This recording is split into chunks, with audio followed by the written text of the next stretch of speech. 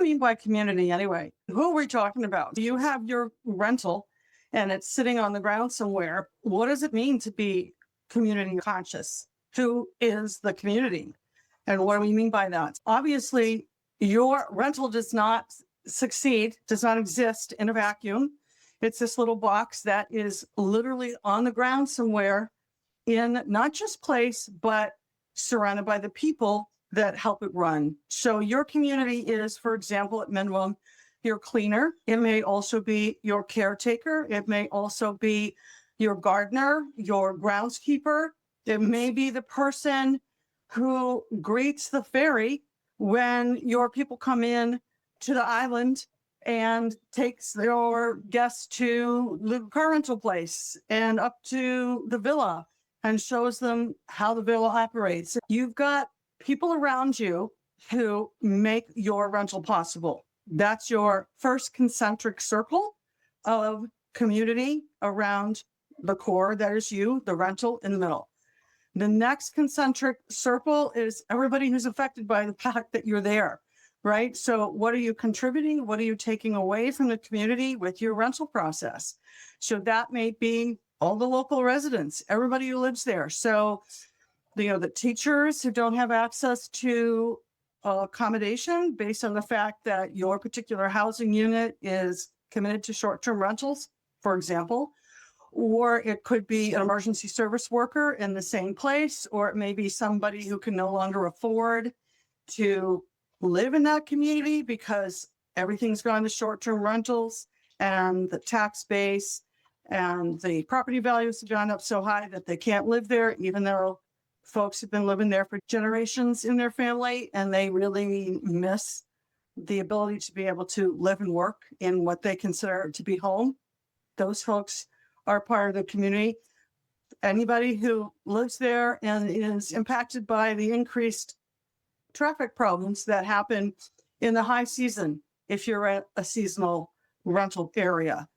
Anybody who is a retailer who's thrilled that you're there because you are driving traffic to their retail operation that enables them to earn enough income to make it through the off season because you're driving traffic in the in season. All of the restaurants, all of the businesses that benefit, as well as the core services that struggle with having a short-term rental in their area.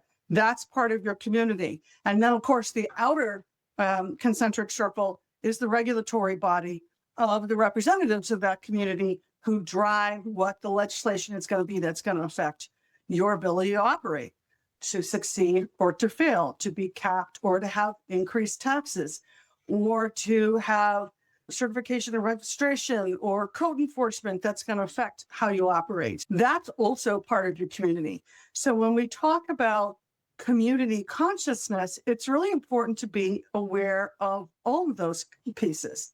And of course, you've got your renters, your actual clients in their own community to the side.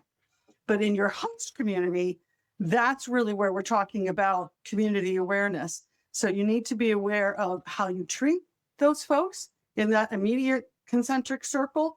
You need to be aware of how you operate and how that affects the housing, the environment, the worker well-being around you. And then also, how are you integrating with the regulatory reality and the folks who are defining what it means to navigate the changing fabric of the greater community based on how short-term rentals operate in their area.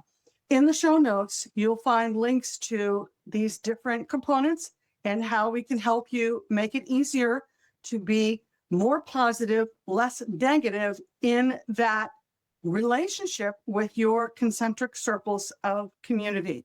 So you want to harmonize, not because it's the altruistic right thing to do, although it clearly is, but because it's smart for you to build a resilient business strategy based on the durability of those relationships. Are they positive? Are they negative? Are they frictional? Are you working with them? Do you know what your community's priorities are?